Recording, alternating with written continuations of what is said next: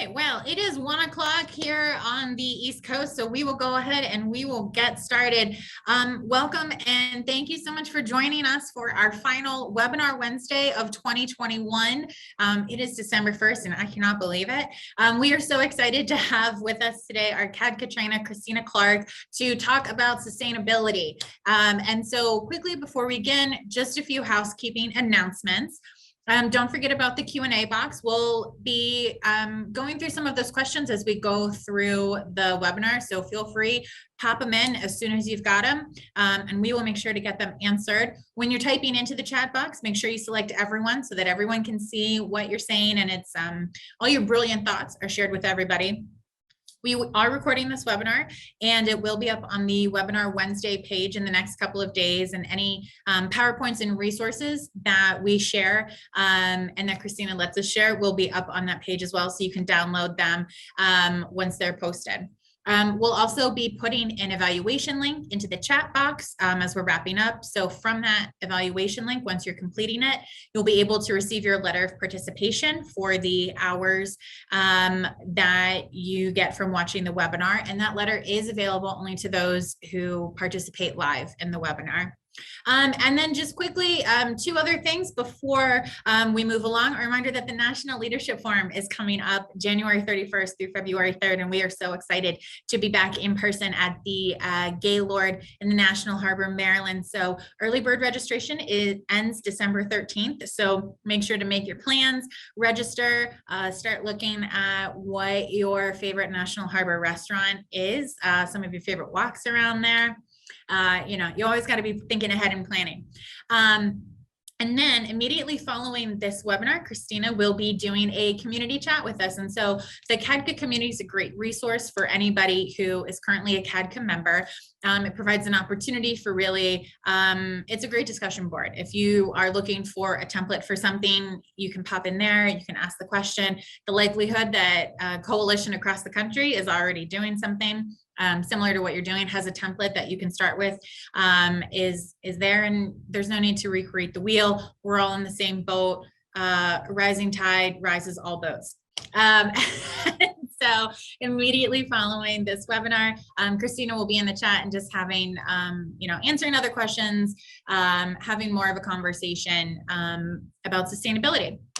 And so with that, I will turn it over to Christina to start our webinar today.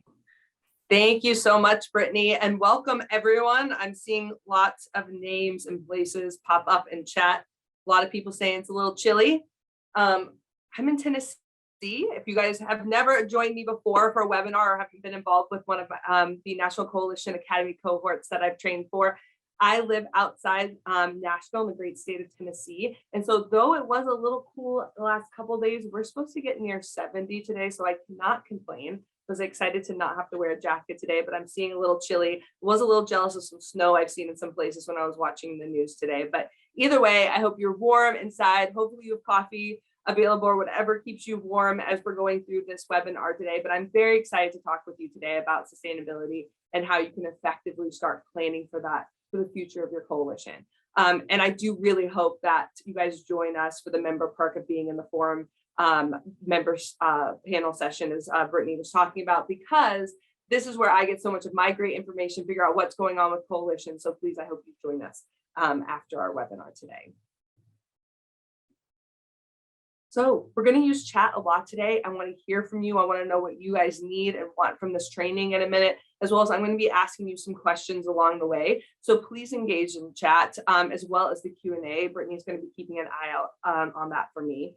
And then I am going to check in to make sure you guys have everything you need. You're getting the support you need throughout our hour and a half together, because I do want to make sure I hit any of the needs that you like. I showed up for this today, so I want to make sure I get this covered.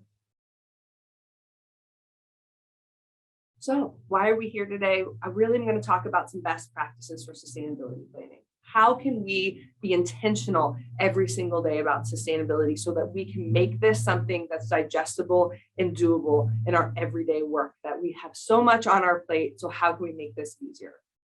What are some of those key practices that we can put into place to make effective sustainability plans? And then how can we utilize our skills to create an action plan to make this happen? And so I promised when I went through this and was thinking about how I could best assist coalitions, as someone who was the executive director of a coalition for 10 years, how can I best make sure I'm thinking about the workload that you already have on you as volunteers and staff to make this something that's really doable, because it is so, so important. This is very much my soapbox topic, sustainability. And so I want to make sure I could give it to you in a way that was really feasible for you to hit the ground running with. So as I mentioned, I want to take a minute to say, why are you here today? What are you looking to get out of this? You showed up to give us an hour and a half of your time. And so why did you show up today? What are you looking to get out of this session? Please feel free to put into chat. What are you looking to get out of today?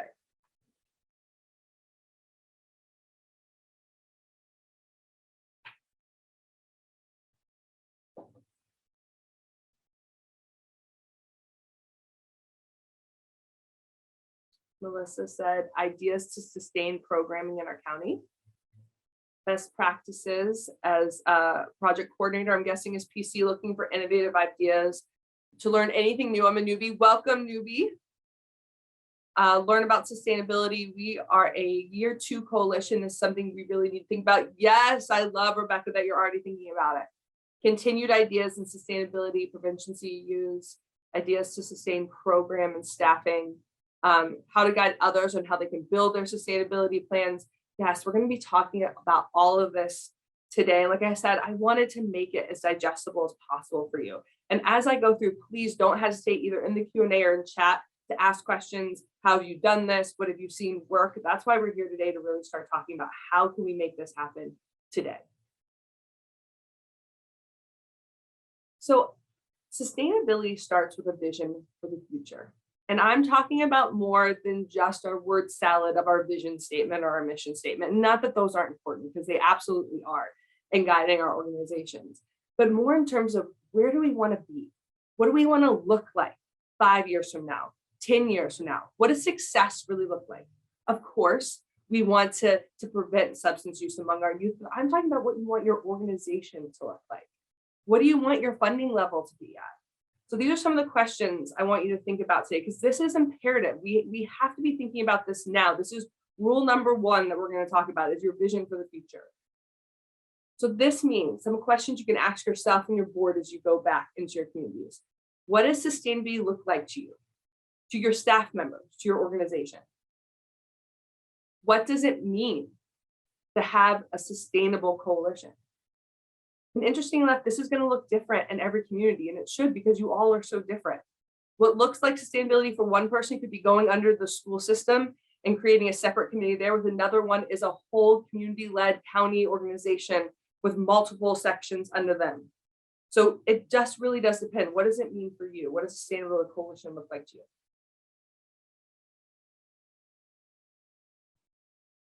What about money? How much money do you need? What programs do you need? How many employees? This is important to think of outside of funding. And that's really what I want to encourage you to do today. And I'm going to talk about a lot, is I want you to think of this outside your federal funder or your state funder, or maybe someone, a foundation that's funded you, and really think for yourselves, who do we want to be as an organization? What does that sustainability need? And what employees do we need to do that? What programs do we want to see? So yeah, Drug-Free Communities Grant might not allow a lot of prevention programming, right? But what if that is something we need in our community? And if it is, that's something we should be looking at in our vision of how we're going to fund and get there. And so that's why it's important to look outside of what one funder asked for and sit down with your board and your members and talk about, what does this truly look like for our organization moving forward? So I really want you to take a minute and think about this. Obviously, it's not going to be perfect right now. You all need more time to go back, but this is rule number 1 of vision for the future. I want you to go back and ask these questions of your board members and of your coalition members. So take a minute and really think about what this looks like for you. Again, is it that you want to build more prevention programs? Is it that you want to make sure you're bringing in a mental health component as well as everything you're doing with prevention of substance use? Is that you want to become more policy focused? And what does that mean for the employees under it? We need to be thinking about this now so that we can plan for the future, so that we can really have a sustainability plan that works for us. And again, this is beyond a vision statement. I'm looking for you guys to really hit the ground running, to really make it work for you, what this looks like. How do we build our organization, our coalition structure?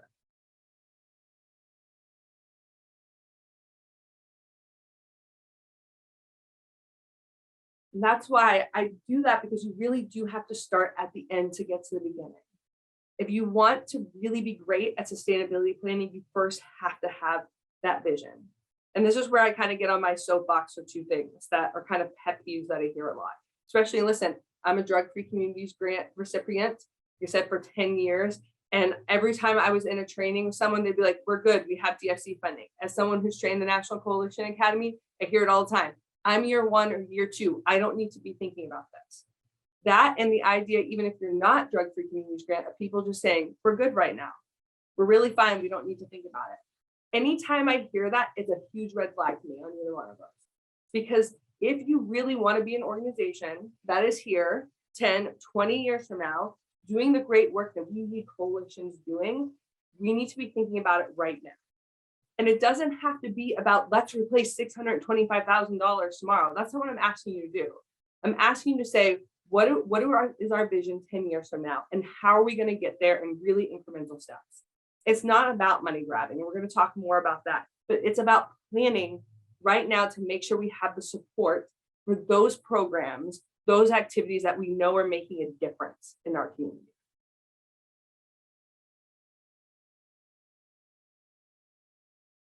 Questions?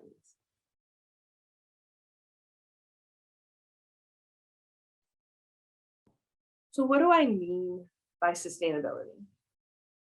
So in prevention, sustainability is the capacity of a community to produce and maintain positive prevention outcomes over time. There's two words I really want to highlight here, and it's capacity and over time. I want to see coalitions be those organizations in their community that are there for more than just the 5 years of funding cycle or the 10 years of funding cycle. That they're ingrained so much in the community that it continues to be supported no matter what. And that's what we want to see, because we want those outcomes over time. You guys are putting in a ton of work. I'm seeing Roz right here say, we're in the middle of juggling a lot of day-to-day operational demands. Yeah, you're doing all this work, so we want to make sure it keeps going. And so this is where it starts right now in doing that. The other piece, and we're going to talk a lot about this, is capacity. The idea that we need the capacity to do that. And that is not just money capacity and the dollar. It really is about people and bringing the right people and right partners to the table to do this work.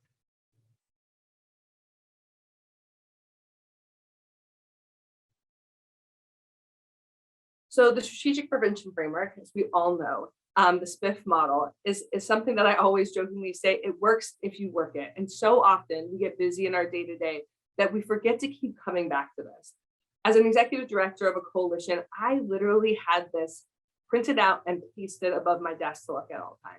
To always bring it back to what I said, bring it back to the people, which was bring it back to my community, and bring it back to the strategic prevention framework. Because I knew if we were working it the way it should be worked, that we were going to see outcomes. And not only that, we would be able to reach sustainability by bringing in the right people, partners, and funders to get the work done.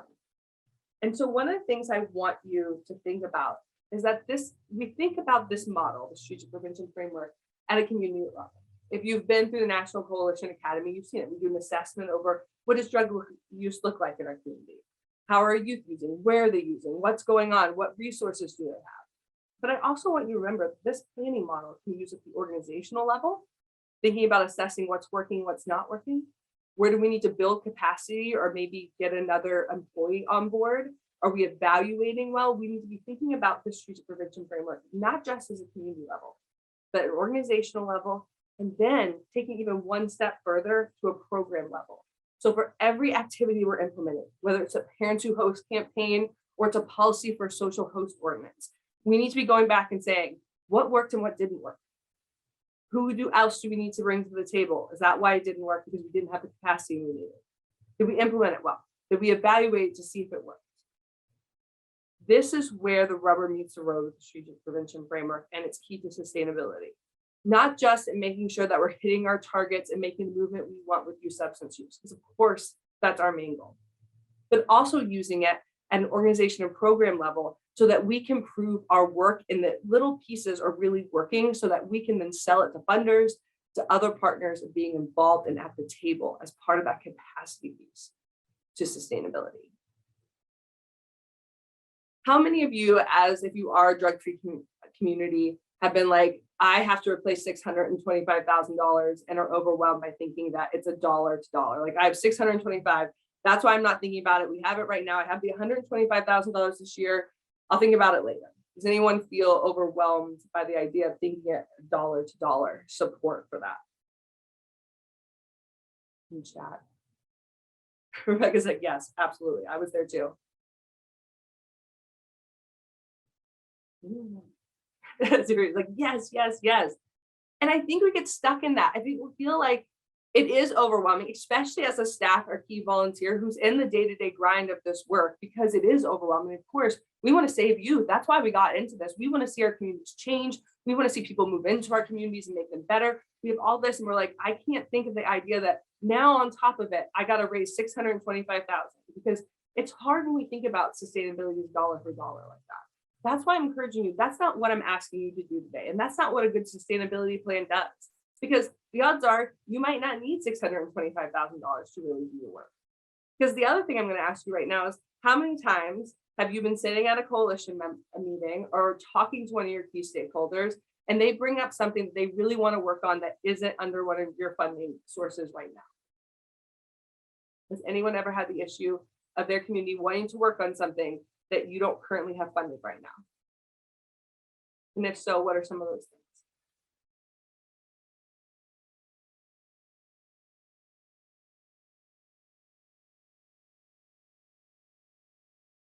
Give you a minute to think about it.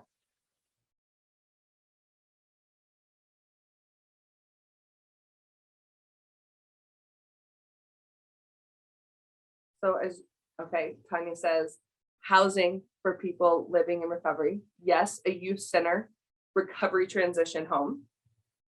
For me, when I was going through this, it was youth programming a lot of times that wasn't being funded, as well as emerging drug trends that weren't covered. So whether it's Delta 8 in your community right now, or the time when I was working was when opioids were coming around. So whether it's housing for people in recovery, some type of youth programming, a youth center. For us, it was the idea that they wanted a Boys and Girls Club. This is why that vision is important, and why I want you to get out of the funder head and into what do we want as an organization, so that then we can go after the right funding and bring the right people to the table to be this full organization that's really sustainable in all these ways. And that's why, again, it's not about the dollar to dollar match. It's about, do we have the vision we need? And do we have the people at the table to do it? And then let's plan and structure it accordingly. And that's what we're going to talk about today, is how do we structure it? So there's 4 things a coalition must sustain. And so the one you see here first is relevance to community concerns. I put that there because that's the one we're not going to be tackling today. The 3 that we're going to be tackling today are strong volunteer membership base, which, as I mentioned, so important to the work we're doing. The idea that we need a credible process, and I just don't mean the strategic prevention framework. We're going to talk about organizational structure a lot. And then finally, the dollar. How do we get the money or financial resources to do the work that we need to do? So the foundation of standing, this is where I want to take you again out of the heads of dollar bills. Like, we want to talk about first, the foundation of sustainability is people. So if you're building a house, the foundation, the cement that we are building, the foundation of organization is people, is the idea that we need the right partners and the right volunteers at the table. Then our walls are built by the strategies, effective strategies that we know are evidence-based and we know are making movement. Those are our walls. And then finally, at the very top is the funding. And I put it as the roof because I say over and over again to organizations, I have seen organizations fall over and over again because they get too much money too fast and don't know what to do with it because they haven't planned that vision out and they haven't planned where they need to go and who they need to get there with. And so you can lose the roof to your house and still have the walls and still have the people housed and rebuild the roof. But if you lose those strategies, if you don't have that foundation, everything falls. And so that's why I want to start with not talking about money, but talking about people and the power that the people have to hold up that foundation. That you can lose something and have a gap year in drug-free communities money, or lose a huge funder and like a Blue Cross Blue Shield, and still be able to not just maintain, but to actually increase if you have the right people at the table at the right time to do this work.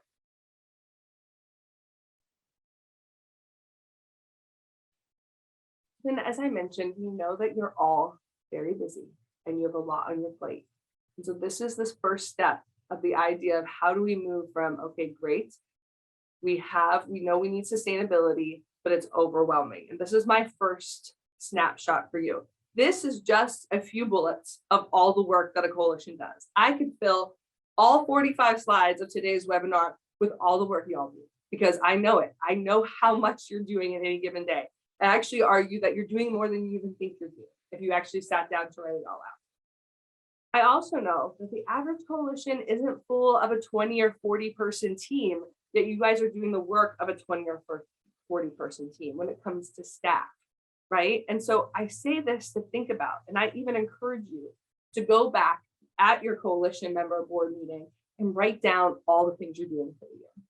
Because it's important for them to realize, as your key leaders, as your coalition members, that they need to be at the table of the truly sustainable coalition for you guys, that they need to be that people power. That doesn't say staff as the foundation. It says people and volunteers. And so this part is important. This is just a snapshot of the work you're doing, and you can't do it all alone. And so sustainability, this is this first part I encourage you to do. Other than going back and talking to your board about what their vision, and coalition members about what their vision is overall, to then come back to your current action plans and to really look at who is responsible. It's another pet peeve of mine when I get an action plan and it's all staff names or all one board member's names or just generic, it's going to be a coalition member. Because sustainability planning, if we're talking about people taking on the work and making sure this continues regardless of how much funding we have, it starts right here in the action plan, being really intentional in action. I mean, really intentional about the action and who needs to do it. So I encourage you to go back and update your plans to include partners and members, their actual names, not who signed your coalition involvement agreement or memorandum of understanding, whatever you call it, but actually the name of the person who's going to work with you on it. Because this is where we start to engage members into owning the work. Now, that being said, I want you to go back and put people's names on it, but I also want you to go to your coalition meetings and to your board meetings and have people sign their own names to it. Make sure that you're taking down an activity. If it's like a town hall meeting or you're working on a policy, write down all the steps to make it happen. Talk to those that have real buy-in in that activity and have them sign their own names to an action sheet, whether it's in a Google Doc or in person, because the more someone signs their physical name and knows they're going to be held accountable, the more likely they are going to do it. And so I encourage you, as one of the steps after Leaders Day, is that we have to get better about making sure the members are engaged in this work, because this is where the real rubber hits the road in sustainability. It doesn't matter how much money you have. At the end of the day, if you don't have people assisting you with the work, if you don't have that strong people power base, as soon as the money disappears, the coalition disappears. So if you really want a sustainable coalition, it starts here in member engagement and making them responsible and accountable to the work. Questions here?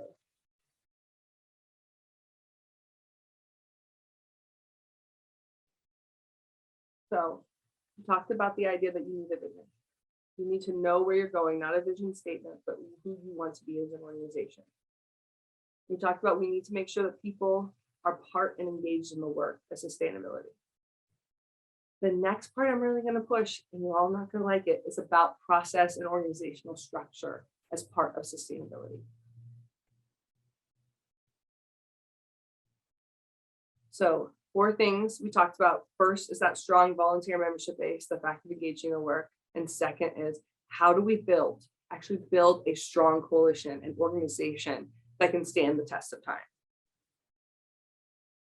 And so we've talked about the strategic prevention framework. Like I said, I had it printed over my desk. It's very important, as well as the fact that people need to be doing the work, right? But what I want to focus on right now is the one I have circled, which is who will do the work and how do you know? And this comes down to organizational structure. The idea that you need an organization chart, you need your own policy and procedures, you need to know how you're going to inspire, engage, and make sure employees do the work. All of this falls under the idea of a credible process. You will see I have a very important note at the top of this slide, which is outside of the funder. What does this look like? What does your organization look like, and how do you want it to act regardless of who's funding it? And this is really important. I'm going to use an example of this. For when I was a coalition director, we had, as I mentioned, DFC, but we also had state funding, we had local foundation, and we were getting our yearly audit from our program staff for our state funding. And one of those things as part of our contract in Tennessee for state funding at the time, it's been changed now, was that every employee on the contract had to be tested for TB, for tuberculosis. We always did. We maintained our contract, made sure everyone had their little slip saying that they had been they've been tested in their employee files. But I got a call from our project officer at the state level saying, hey, we really need you to update your policy and procedure manual to include the mandatory TB testing. And I said, I'm not going to do that. And they're like, what, you have to? And I'm like, no, I have to be right on the contract, which is we are getting TB tested. But if we didn't get state funding, I wouldn't be making my employees get TB tested. So it doesn't belong in our policy and procedures. We will make sure it's always part of our contract, that we're holding our contract to our funder, absolutely. But as part of who we are, that will not be part of our policy and procedure manual. And they're like, you're right, that's fine. And I say this because we have to stop as coalitions, if we want to be sustainable, defining our whole entire structure by what a funder had, what we've gotten funding for, right? We need to make sure we're accountable to the funder and make sure that we are doing everything we said we'd be doing by that contract. Absolutely, I'm not saying that, but we need to be thinking about our organization, regardless of funder, what it looks like. How would we structure it? What would our employees' titles be? How would they report to different people? Where does our coalition member come into play in our process? This is an important part, because if you don't do that, you just have funding, you don't have an organization. And we need to move that to be thinking about who are we, what is our structure as an organization? We have our vision, we need people to do the work, and we need the structure to continue to support that work moving forward.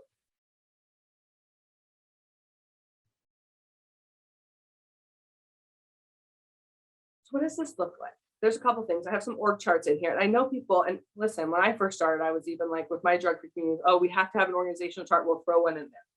Well, 5 times later in making organizational charts, I finally realized why it was so important, and that it was more about where we wanted to be in the type of organization we wanted to have. If we wanted to be someone who's helping lead Boys and Girls Club of America, if we wanted to bring on supporting veterans in our community and mental health, we had to develop an organizational structure that would support that moving forward. So it had to be more than just us under the school system and it looked a certain way. We had to make a decision about who we were as an organization. And to me, that truly started with the organization charts. And I think people underestimate the power of this, of that knowing who is in charge, who's talking to who, but also as a branding and marketing tool for people to know who your community, who you are to the community and what you do.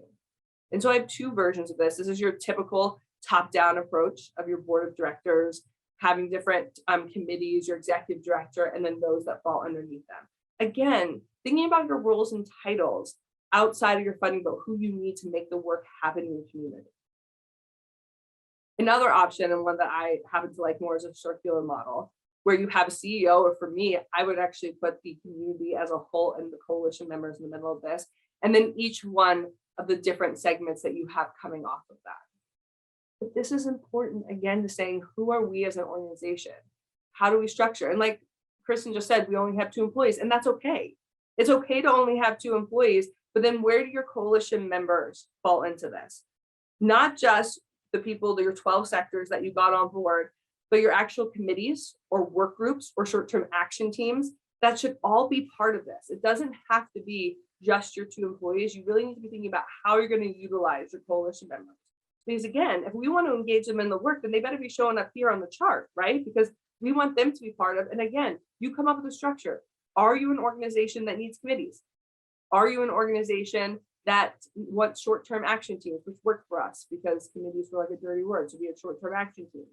You need to have it based on we're working on substance or based on population with youth, with veterans, however you want to organize is fine. It's just the idea that you need to get it on paper, and it needs to be beyond here is our board of directors and our 2 employees. You really need to be thinking about if we're saying that coalition members need to be in this, doing this work to be sustainable moving forward, they need to show up on that organization chart. The other thing is thinking forward into, okay, is it that we will always just need 2 employees? Well, eventually we need more employees, and then what does that look like? Again, if we want to get to sustainability, we have to think about where we're going first and then back into the sustainability plan. So if eventually we see ourselves needing someone who's in charge of mental health coordination or social services coordination or ACEs, whatever it is that you guys have as a wish list, that needs to show up in that chart for the future. And so thinking about that now is important. And again, I'm just going to go back one slide. If you're thinking, if you don't have all these other green ones down at the bottom, where do your short-term action teams, committees, or anything else come and play underneath the directors? It could be that instead of board of directors being at the top of that, and this is what we switched ours to, is that this is your coalition or your community members. And then under that are their committees, and then the board, and then the committees of the board. So there needs to be multiple ways of making this happen. Again, it doesn't have to be committees. It can be short-term action teams. It can be work groups. But you need to make sure that everyone's being represented so they know that if someone's new and they're looking at your website, that they're like, this is where work gets done in our organization. It's important to being able to maintain that structure and that organization moving forward is to really be thinking this through more than like, here's our director and our 2 employees. So other parts of this credible process, not only do I encourage you to go back and confirm your organizational chart, but also look at your policy and procedures thinking forward. I don't care if you have 1 employee. I don't care if you're the only person there. You should have a policy and procedure guide, and it should be telling you things like vacation days, things like how you're going to deal with money, all those things, knowing that you are building and planting the seed for being able to have more people and more money later. So your policy and procedure manual is so, so important for that. Like I said, knowing who you are as an organization, regardless of who's funding you. That you're looking at your bylaws. What does it say for people on the board having to be involved, showing up to meetings, making sure they're part of those short-term action team committees? And then job descriptions, and not just for staff, but for the members involved, for the key people who are in charge of committees or work groups, for those that hold executive power decision making, whether it's a board chair or a secretary, whatever that looks like. Everyone needs to know their role. This is part of building a credible organization. You wouldn't walk into a normal business and not have that and see them be successful. We have to start making sure that our organizations are the same way, that we're saying this is our process, this is who we are, and then finding the funders and the people that best fit us on that instead of trying to fit us into a funder or to some other organization. We need to define ourselves and how we're going to operate so we can best serve and find the right funders for us.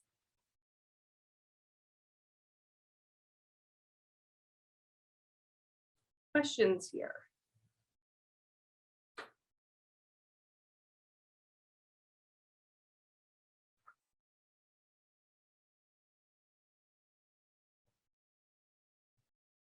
Not that simple.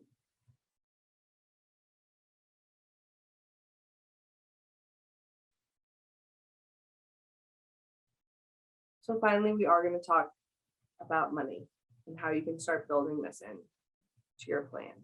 And not just money when I say cash or cash, like you get $1 and it's $1, but also how can we leverage, how can we network to find the partners who might be able to take on some of the work that we're doing.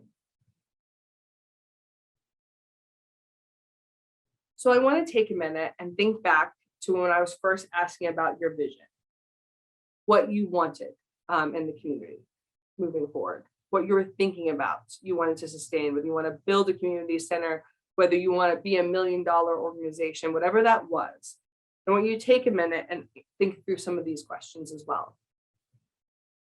What staff needs to be sustained or even increased? Office space. Supplies, program costs, strategies, partnerships. There's so much more to sustainability than just saying I need 625,000. We need to think more strategically, more overarching than just we need to replace money. We need to really be looking at what needs to be sustained. And the best way I think about this is if you've ever moved, which I'm a military brat, so I've moved tons of times. I moved 12 times before I was 18, and then several times in my adult life. And I always think about packing and that you get so many boxes and you're in your bedroom and you get to the closet and you're packing all your boxes and you turn around and you've used all your boxes and you haven't even finished the closet. Because it's one of those things that as you start going, you don't realize how much stuff you have. It's very similar when we're talking about our budgets and what needs to be sustained within our organization. We're like, oh, we just need this. Oh, I just need paper, or we just need to make sure that pays for this program. For instance, like more recognition therapy is an alternative program for at-risk youth, right? We have this program, we just need the workbooks for it, and then we'll be done.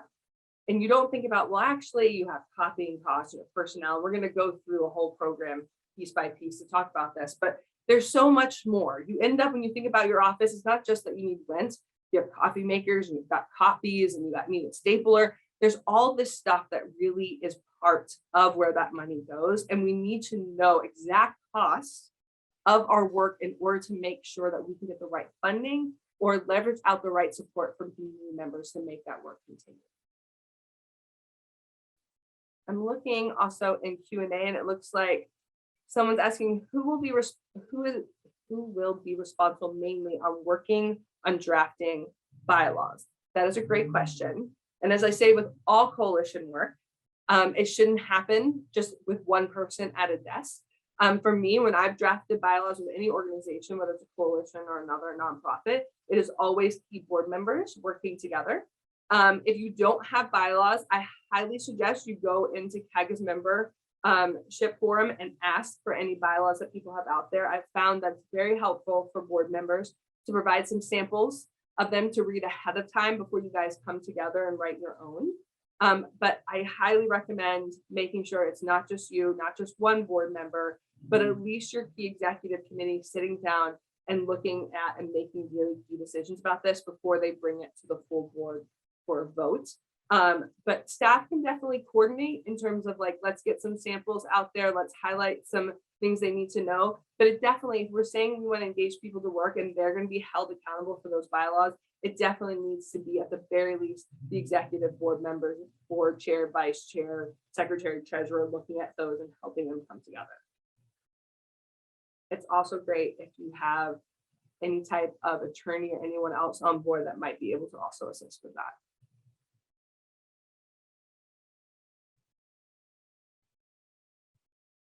So as I mentioned, I want to unpack just so I can really talk about cost with you for a minute, because it's something, again, thinking outside that we just have this much money. Someone's giving us $10,000. How are we going to use it? So really thinking about how much it costs for our organization to do work. And so I'm using Parents Opposed to Lose the Most, a campaign that several coalitions across the United States implement to talk about this. So for those who are not familiar, this is about social hosting, right? So preventing parents from hosting parties or underage alcohol for youth. It goes with, you have social host ordinance, whatever it is, but this is the campaign piece, the marketing piece that goes with it. So one of the first costs would be a license cost. How much does it cost just to be able to use this logo, just to be able to put it on posters, billboards, you name it, just the cost to use the program is the first piece. And a lot of people, like I said, when I've worked with coalitions, get stuck right here. Well, we just need $150 to continue this program. But that's not true when we really start to break this down. We also need campaign materials. Are we going to buy yard signs? Are we going to get stickers that we're going to do a sticker shot campaign for? Do we have rack cards that we're going to release? All of that is going to be part of the cost of this program. Ad costs. We're going to do anything on the radio, the newspaper, social media, billboards, any of those things. What are the ad costs contributing to this program? Printing costs. So we might have pre-ordered stickers and rat cards, but now we want to post something, we want to print things that are going on top of pizza boxes or that are going to go into our tobacco and liquor stores. Whatever it is, the printing costs associated with that. The meeting costs to plan and implement this activity, which we so often forget about. Where are we meeting? Does it cost to do that? How much time is it taking in terms of travel to get to that? Not just for staff, but even volunteers. Remember, even if it's being donated to us in terms of someone's time, we still need to account for it as a cost that we need to continue to sustain. We need 5 people really to make this program happen. We need to account for their travel and the meeting costs to make this happen, whether it's even printing agendas, whatever that is, to make the planning to implement this happen. And the one thing I think people forget about the most is personnel time. How much staff time does it take to make this program happen? If you have a ton of staff time going to making one program happen, but you have, remember I showed you just a snapshot of all the programming you have across your coalition, and it was 2 columns, and that's just a snapshot. And you're spending 75% of your time, staff time, on something like this. Are we doing the best for our work? And if that is what's happening, then how can we make sure we're getting more members engaged so that our staff can start coordinating some of those other efforts and hand it over here? And this is why this is important. If you're not right now calculating how much time is going to certain things so that you can figure out if you're using your time as wisely as possible in terms of bang for your buck, then you're doing a disservice to yourself for sustainability in the future. So as I mentioned, this is about unpacking the closet. This is about the idea of that we have to see exactly what our costs are. And so the moral of the story is know your costs. This next rule I want you to lead with, I want you to have a vision to know where you're going. I want you to think about how you're going to get there in terms of your organizational structure. And then I want you to know your costs. What does it actually cost to make this happen? And I want you to put it, I'll talk about it in one, I think it's in my next slide after this. I want you to think about it in terms of where you can put it on your action plan. We're going to see that in a minute because it is important, and really documenting it so that you can make sure that you're getting that money later on is going to be key to sustainability. And so how do we get there? And this is a 2 ways. So we know it's going to cost this much. We know this is where we're going to want to go. And you're like, great, how do we get there? There's 2 things I'm going to be talking about today. The weaving effect, which is how can we become part of the foundation of our community so other people are paying for it? And how can we build partnerships that are going to pay for it in the future? Again, looking past, we just need to replace 625 and really building partnerships that last a lifetime to continue to support the organization.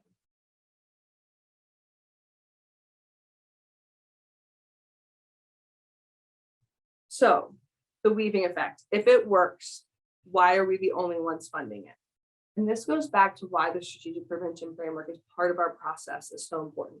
Because if you're really working it, you know you've evaluated it and you can prove that it works, both on a community level because you're seeing a decrease in substance use, but even at a program level, showing that we had this many people show up. We've been able to pass this policy, those little key places so that back up the fact that we've had this decrease in 30-day use. And so we're doing all this and people love it, whether it's town hall meetings that have led to ordinance or policy changes, or it's a campaign that's gotten real effort of parents talking to their children about substances. If it works and our community is excited about it and we can prove it works to working the strategic prevention framework, then why are we the only ones funding it?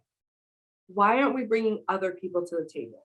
Why aren't we being like, great, you love it, school system, can you give $500 this next time to it? Great, the law enforcement benefited from it, we got great PR. Hey, do you think that the council could give us $10,000 this next year to work on it? That's why the work starts now. And I know it's easy to be like, we know we have 5 years of funding, or we know we have 10 years, whatever it is. You're working with your state, federal funding, whatever it is. It's easy to be like, rest on your laurels and be like, we're done. But right now, if you've just done something super successful and people are excited about it, it's a time to be like, great, we've done the cost. This is how much it costs us to do it. Next year, if we can get 20% of that covered by someone else, we're going to be moving in the right direction. That way, by the time you get to year 5 of your drug-free communities grant funding, or year 10 of your drug-free communities grant funding, you've already had that activity completely replaced. If you start in year 1, year 2, we're going to get 20% of it covered next time. one of the ways that we did this is we had a very successful world prevention conference we put on to train our community members on evidence-based prevention and encourage people in every sector to get certified in prevention.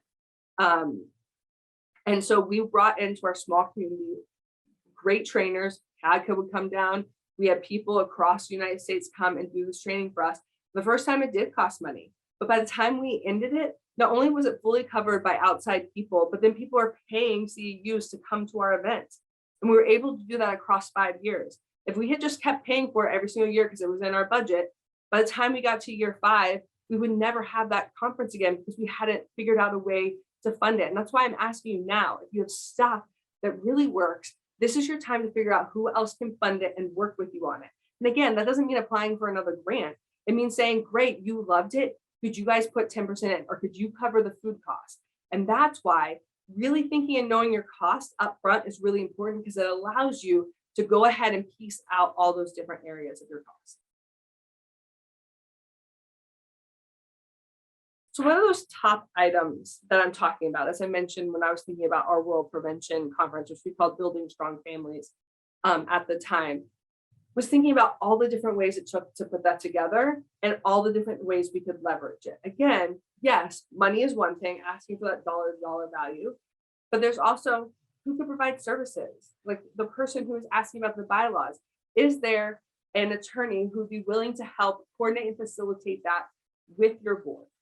That right there would be using their service, and they're going to donate it for free for you. And you can use that as part of one of those things that's going towards sustainability for you. Talent, again, similar to service. Is there something that people do, whether it's art, whether it's helping with children, but maybe they already have their certification in life skills or something like that, that they could help and give that to? People's time, even if it's just that you need someone to piece together the folders for an event like the conference we're talking about, making sure that they're stuffing boxes to go out to people, or stuffing prescription drug take back lock containers with information and handing out. Anytime we can use people's time, again, to take off the time on staff so they can work on something else is really important. Goods, anytime. If you need paper clips, stapler, whatever it is, any way that we can figure out early on how to leverage goods is important. Another great CADCA trainer that's from Tennessee is Catherine Brunson. And actually at one of my Building Strong Families conferences at the time, she provided a half-day sustainability session. And in that, and I take it with me all the time, she said, every time I do an ask for something, if they say no, then I'll be like, can I have a ream of paper? Can I have a paper clip? I'm going to leave with something, even if it's a free bottle of water.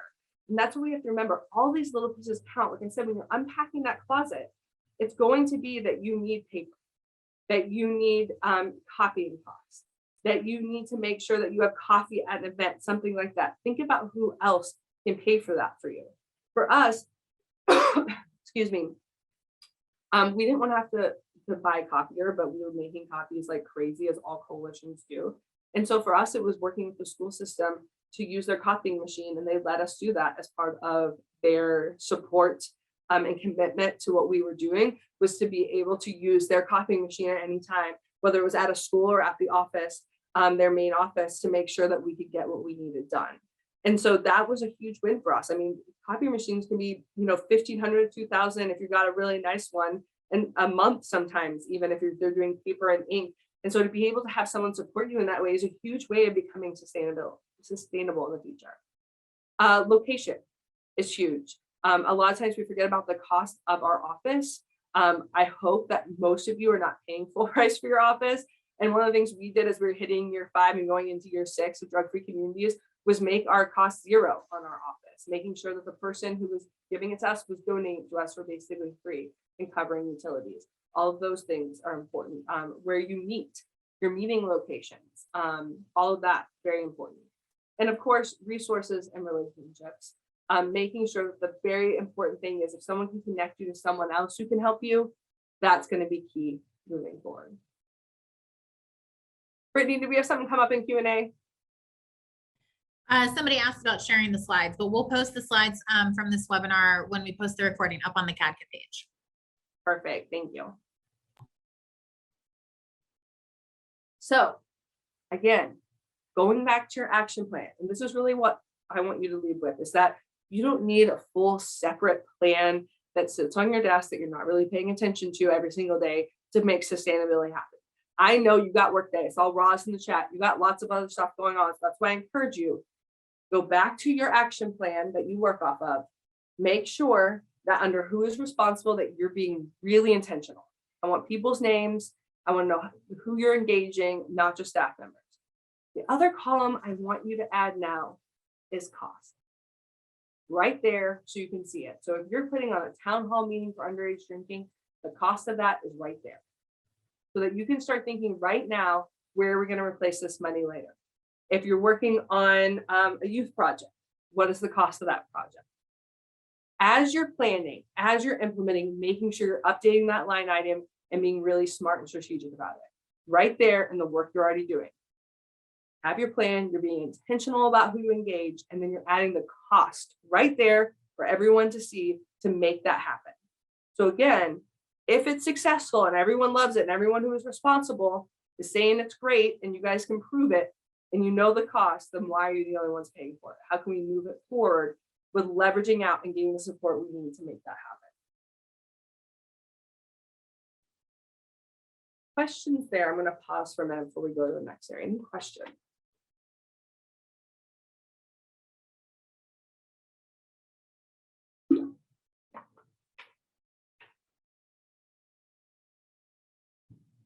So we're going to have vision, a credible process. We're going to make sure people are responsible for the work.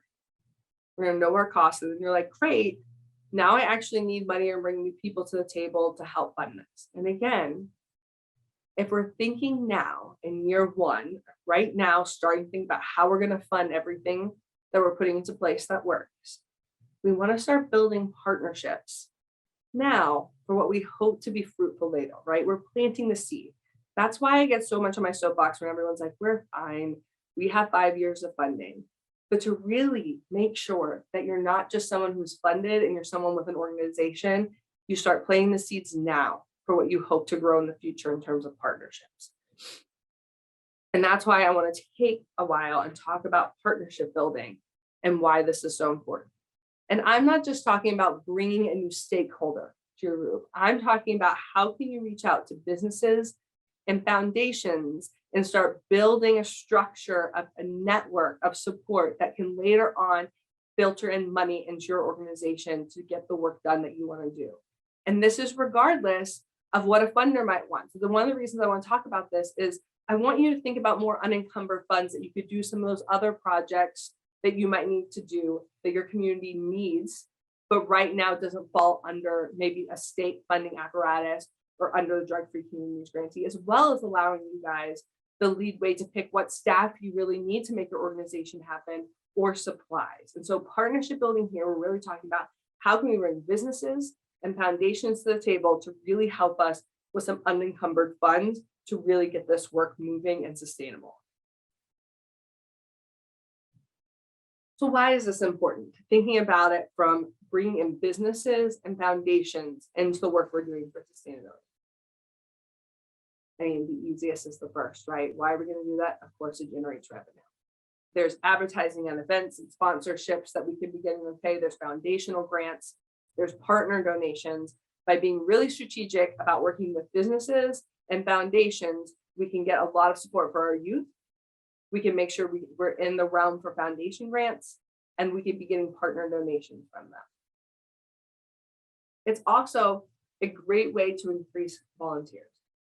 So employee volunteer programs at larger businesses that can help you with events, whether it's a town hall meeting, something you're doing for youth, whether it's a conference you're putting on, whatever that looks like. And also new access and reach to volunteers, including experts. So if you have, like in my community, we have a huge aerospace industry. So lots of large businesses in charge of making airplane parts or computer systems, whatever it is. They have great marketing teams. They have great strategic planning teams that you can tap into that increase that service dollar donation, as well as access to great people who know what they're doing. When we first started with our coalition, we tapped into them for a strategic planning session. I mean, they work right there with the military base. They're used to doing strategic planning. It was a great way for them to provide something free to us and increase their knowledge of the work we're doing while getting expertise at the same time. So just really great thinking about how can we partner with businesses and foundations moving forward. And of course, it increases and improves your visibility. If you have trouble with media sector involvement, like I said, many area businesses have media departments that could help. You're not the person to write a press release, or you're worried about what you're posting on social media. A lot of these people have people right there, full teams of people that if you can tap into to be part of your organization, is again, it might not be dollar for dollar in terms of cash in hand to do what you want, but you're taking an area that you might be spending money on, whether it's in staff time or in paying for ad cost time, and handing it over to a group of experts who are going to do it volunteer and free for you. So thinking about that way is important. And by aligning with businesses, you're visible where they are, meaning their network, reach, employees, customer partners, etc. I go back to the web a lot and thinking about this, because for every one person in the middle of the web, think about all of their reach. You know, if you think about an individual person, you think about where their kid goes to school, where they go to church, where they shop, where they go to the gym, all is part of their reach. Where it's very similar for businesses too, and why it's so important for us to be thinking now how we can partner more with businesses and foundations is because for everyone we tap into, we're tapping into everyone they funded in the past. We're tapping into every single thing that they're putting on in terms of public events. We're tapping into their employees. We're tapping into their customers. And so it's really important for us to be thinking strategically again, as part of our planning about if something's working and it's doing great for the community, who can we be asking for money for it? Right from the very beginning. And it starts again with thinking about who do we need to build partnerships with to do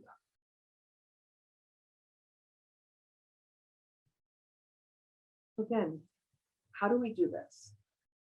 How do we move from talking about it, from knowing it's important, to then making this a plan of attack for making this happen? Because now we have a vision. We know we want to be $1 million organization, or we know we want to have mental health services, whatever it is. We've thought through our structure. We have our policies in place. We're our own organization, independent of funding, and we're making sure people are engaged in the work. Now, how do we take it from great? We got all that down, but we still need money. We still need some extra leveraging. How do we bring some partners and foundations to the board to help us with this work? So the first thing I want you guys to do is compile a list of larger businesses in the area. And even if you're a small town, you'd be surprised by, even if it's not right in your town, it's affiliated, or that a lot of people from your town work there, anything like that, compile a list of larger businesses in your area. Again, looking at you, not just staff, but getting a group of either a short-term action team or a work group that's devoted to doing this. And then look at them and say, what is their vision and mission? What are their product offerings? Who are their partners? And ask yourself, and when I mean yourself, I mean your organization, if the answers align with your organization values and mission.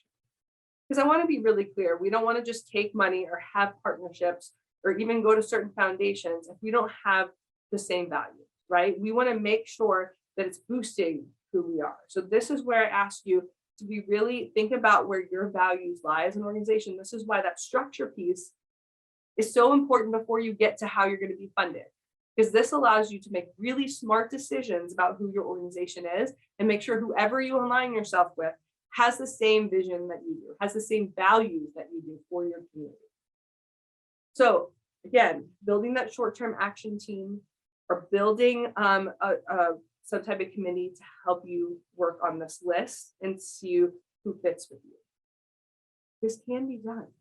I will tell you, when we started working on prescription drug abuse in my community, I did not visit one doctor or one pharmacy or one medical facility.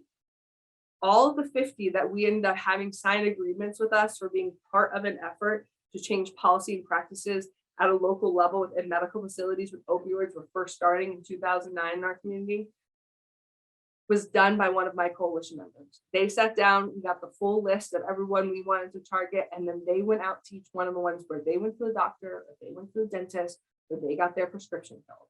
That's why I said, when you think about that web and where people are connected, I know that even your volunteers have a lot on their plate.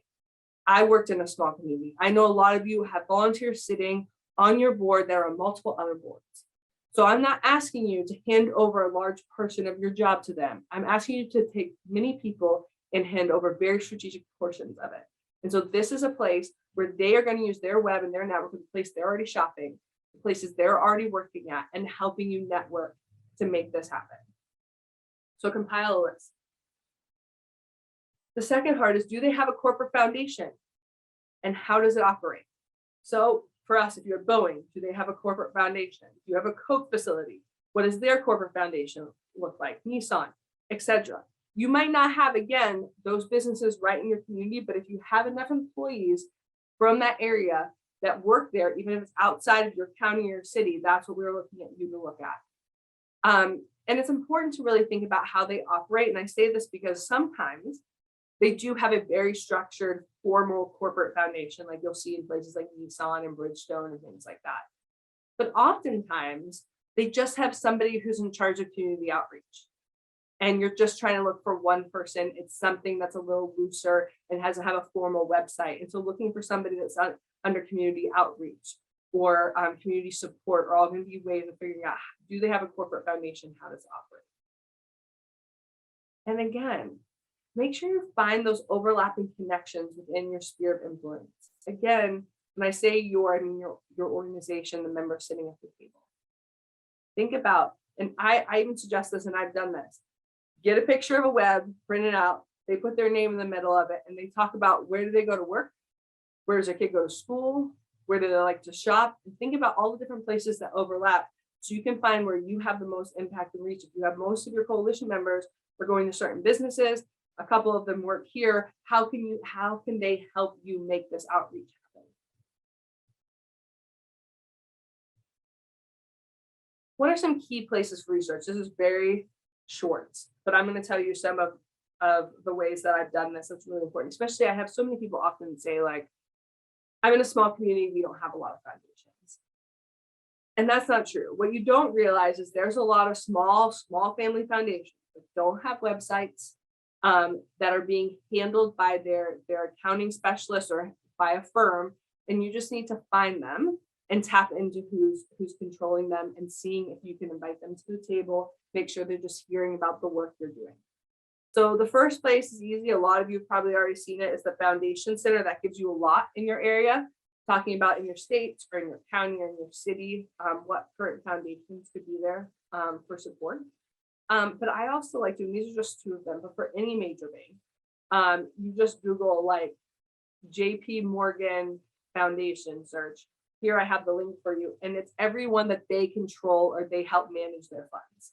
And you can go in and search by city, search by major topic, same thing with Bank of America, because what I want you guys, encourage you to do is find these little pockets of money and support, because not to just apply for grants, but again, to build partnerships with people. Start planting the seed about the work that you're doing. So I want you to compile a list of businesses and pick 5 of those. And then I also want you to think about foundations that you could start targeting. And yes, community foundations that are larger, absolutely. If you're not getting funding with them, I 100% think that you should go after it. But finding some of these smaller pockets of family foundations that you can build networks with now, this is where I call mailbox money comes in, where once you build relationships with them, it gets to the end, you're like, great, we have extra money to give. Here's $5,000. And I know that sounds crazy, but I can't tell you how many times it's happened when I was director. And as I work with nonprofits across the US, how if you build these relationships well, they keep coming back to you saying, hey, you did great work. This is some extra money and we'd love for you to have it. But it starts with relationship building now. That's why I said, like, be planting the seed now for 5 years from now, being like, hey, we had some smaller grants with you. It's going really well. And now we have some extra money for you, right when you guys need it. And so that's why the relationship building starts now, not necessarily saying you need to fill out funding applications because you already have money. I'm asking you to start reaching out and finding the right person to start talking about the work that you're doing. So when the time is right, they're already primed and ready for whatever application you put in.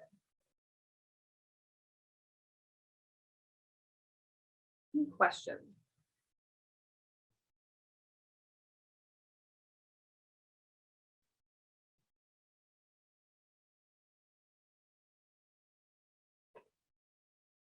So another place, if you have not joined your Chamber of Commerce as a nonprofit, I highly recommend it. This is a way for you to network. And even if it's not you as a staff member going, maybe it's someone who is from the business sector who could represent you guys, or it's a coalition member, or it's a board member, whatever it is, to go to Chamber of Commerce meetings and be involved with the chamber. Not only is it a way to get out information about your events, make sure that you're getting into businesses, whether you're working on drug-free workplace policy or trying to get to parents of young people, but it's also a great place to start building those connections so that you can ask for money later. So they can see the work you're doing now and then be like, do you know what? I keep hearing a ton about the coalition. They're doing incredible work. I will give to them, instead of not hearing anything about you and you showing up and asking for support. So it really does start here, building up that marketing, building up those relationships. So if you haven't joined your chamber, join your chamber. And like I said, when it comes to giving and thinking about wanting these partnerships, it's not always under a foundation. Some key words you want to look for, or titles that are based in, our community outreach, charity, corporate giving. All of those are some words. If they say they don't have a foundation, they almost always have some way they're giving back to the community, let's be honest, for the tax write-off. And so just finding the right person, thinking about, look up community outreach, charity, and corporate giving. Any questions?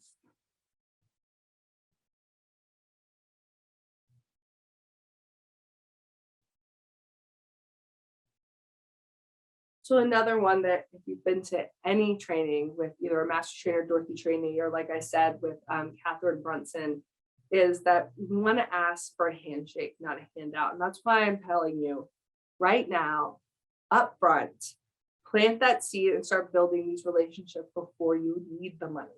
So that when you come to the table and say, now we need it, it's ready and available for you. And so we want to be building that, making sure that they are on your listservs, that they are getting invited to your meetings, that they're getting your newsletter when it comes out, that you're planning meetings with them so they can just know the work that you're doing. So we want to reach out, figure out how we can connect with them. Like I said, this is why the chamber is a great place. Maybe it's that you're meeting them for the first time at a chamber meeting, and that you're going to have one of your board members there with you to make that first connection. Maybe it's that you're going to one of their events. They're involved in a golf tournament, or they're involved in some other major thing that they're funding, and that you guys show up there so you can start building that connection and talk about the work that you're doing. And then once you have that initial connection, to continue to build that relationship. Make sure that you, again, are inviting them to your coalition meetings, that you're making sure they know great work you've been doing. Say, hey, listen, we had this great youth event. Hear what our youth are saying right now.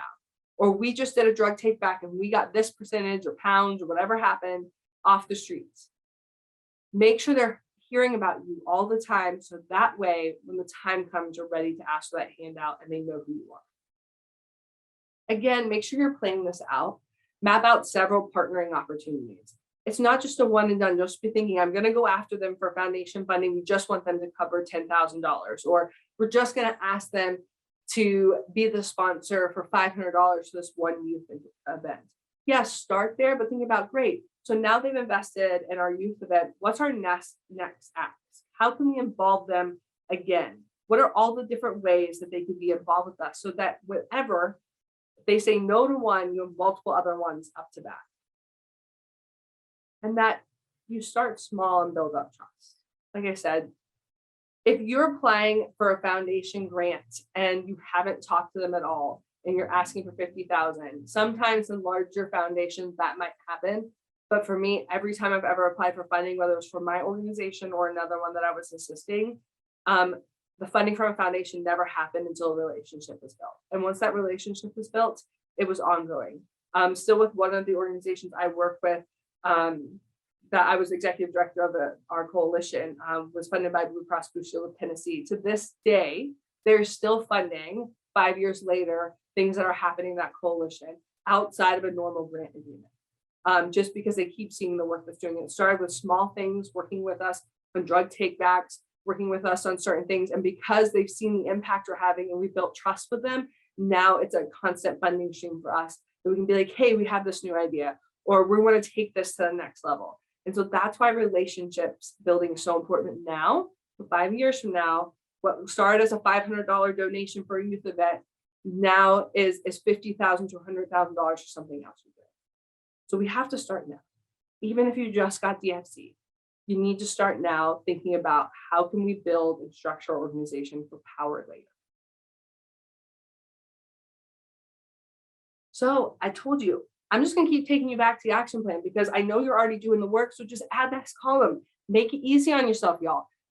We talked about you need to engage the people who's responsible, then have the cost down, and then add a column for, okay, again, if it works, why are we the only one paying for it and who might want to pay for it later? So that's where we put our partners for sustainability. Is it a family foundation, Adams Family Foundation? Is it going to be the Blue Cross Blue Shield of Tennessee Foundation or whoever you're working with in your area? Is it going to be that we're gonna reach out to Coca-Cola? I mean, whoever you have in your area who's a business, maybe it's a local print shop. You know what? It's a big printing job. It's implementation of this. We're gonna reach out to McMurray's Printing to see if they're gonna support it. You know what? This gave the school system. They saw a difference in truancy. They've seen a difference in issues on infractions for substance use on campuses. So let's see if the school board's willing to put $10,000, $5,000 towards this 2 years from now. Writing it out here now, saying this is the cost, $5,000, $2,500, $500, I don't care, whatever the cost is, and then who might pay for it later. This starts sustainability now. Not necessarily you're going to ask for it, but like I said, with that conference I was talking about, it wasn't going from us paying for it the whole entire time to the next time we need someone else to cover the whole $15,000. It was, okay, 20% of this is going to be covered by someone else next year. Who got the biggest bang out of us doing this? So who are we going to ask for when we go into 2022? Great, they're going to pay for it. We're going to ask them to pay for it the next year. And then we want another 20% covered. Who's going to do that? Could it be food costs? Who could do that? This is where this starts now, with adding these extra lines of attack to your action plan.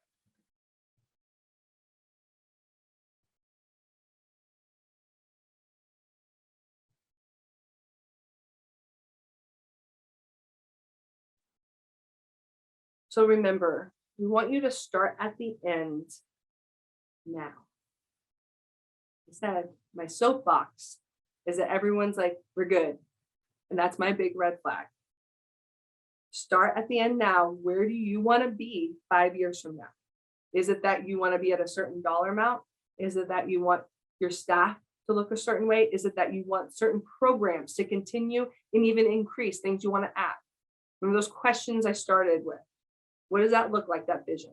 And then sit there and look at your budget and say, what is our overall budget, regardless of funder, to make that happen? So we do want to add 2 staff. We want to take on some mental health services. We want to bring on a policy expert, whatever that looks like. What is that budget all together? Not just here's our DFC, here's our state budget, here's a foundation budget, but an actual organization budget. Again, going back to the fact that we need to make sure we're an organization outside of funding. And then make sure for each one of those strategies, whether it's a Parents Who Host campaign, or you're doing life skills, or you're pushing a policy, that for each one of those independent strategies that we have a budget that's attributed to it, that we know the costs. So then we can go, great, that was successful. Who's going to pay for it next? And then how do we do that? How do we plan that out intentionally without adding lots of work onto our plate? Is action planning double duty. So that means we're adding that cost column to the action plan. We're making sure we're adding those key stakeholders benefiting from it. So that partners and sustainability piece. You're already working on your action plan. You might as well add it. Already start thinking about it. I want you to build a corporate and foundation plan. Again, yes, we want to go after federal funding and we want states to support us, but we also need to be thinking about those other pockets of money. And so building a corporate and foundation plan is important. As I mentioned, make sure you're doing that research. You meaning your coalition. Develop a portfolio with 5 to 10 of those top ones. Prioritize that list. I'm not saying you should have a list of 50, but get 5 to 10, either corporations, businesses generally, and the foundations and pick 5 to 10 of them and prioritize which are the first 2 we're going to go after. And then create outreach and relationship development plan for 1 per year. So again, if you're a DFC year 1 or 2, think about, this is our list of 5. This next year, all I'm asking you to do is this next year, pick 1 business or 1 foundation and figure out with that network, that web of all the people sitting at your table, who can help you make that connection and build that relationship.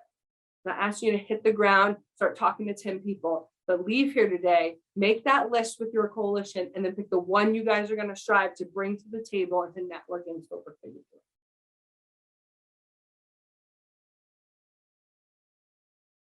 So some key takeaways.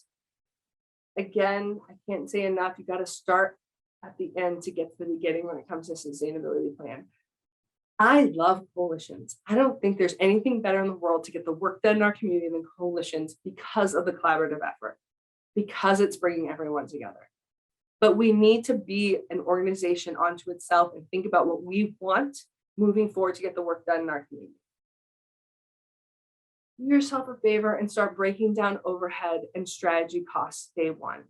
And I know this takes time, and there's other trainings. One of the ones I did for mid-year a few years ago really talked about how you could break this down, but I encourage you to really think about how much staff time is being devoted to something, to how much you're getting out of it in terms of outcomes. So you can make sure you're spending the money you do have wisely, but also thinking about how much money do you really need to keep it going later on.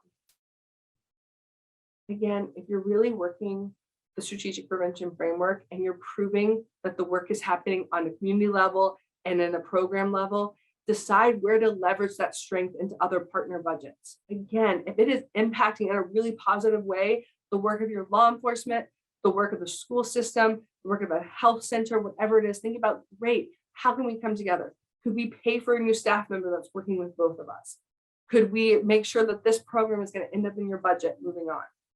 It could be another nonprofit you're working with. For us, it was the drug court that started to take on that moral recognition therapy we were working with the alternative schools. Again, it's not the idea that tomorrow you need $625,000. It's about building partnerships today that can take on this work so it continues on. And as I mentioned, partnerships can equal dollars, but it can also deliberately seek out those who have the same core values and build long-term relationships. I can't say it enough. Make sure you're partnering with people you want to partner with, and make sure you have those right agreements in place as you're moving forward with any of these so that you're both being supported. Because yes, of course we need money, we're nonprofits, but we only want to partner with the people that align with our values and the work that we're doing.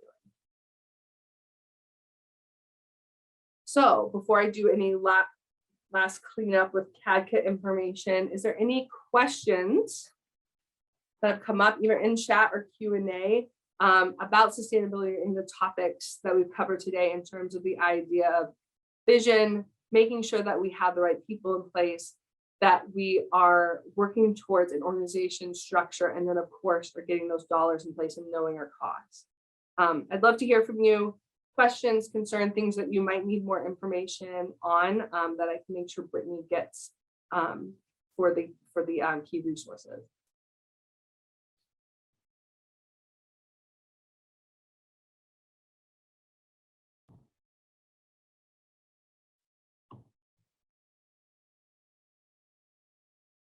I'm not seeing anything come up in the Q&A box, but Christina, I think those were a lot of great kind of action steps that people can take as they're when they get back after the webinar is done. So thank you so much for those. Of course. And some final thoughts. Remember to always stay connected. There's no better place than CAD to figure out what's going on in the field and connect to your fellow coalition people. So please make sure you're doing that. And of course, as Brittany already said, you could join for a Q&A in the CATCA community after this, asking any more in-depth questions, or maybe if you need resources. And again, even if you don't join us for this, make sure you're using community@catca.org. There's no better place than to be like, hey, I need bylaws, or hey, what does your org chart look like, than to go there, and people are always willing to share. There's no better people than coalition people. In fact, I'm pretty sure I saw a request for bylaws in there the other day, just this morning. So people are already sharing templates. So I've put the link for the community there in the chat box, so you can head over there and you can start poking around a little bit until Christina gets there. And I've also put the link for the evaluation in the chat box. So please take a few minutes, fill that out. Let us know what you thought about the webinar today and next step that you're going to be taking, and any other topics that you'd like to see us continue on with Webinar Wednesday. And I'll give it just a couple minutes to see if any other questions come up. But otherwise, I hope that everyone has a wonderful December, a wonderful New Year and holiday season, and that we will see everyone at Forum. Early bird ends December 13th. So go ahead and register for those. Thank you all so much. If you need anything at all, I'll be sticking around. Feel free to ask any questions, or as Brittany said, jump on the community member forum. All right, we'll see you all over there. Bye.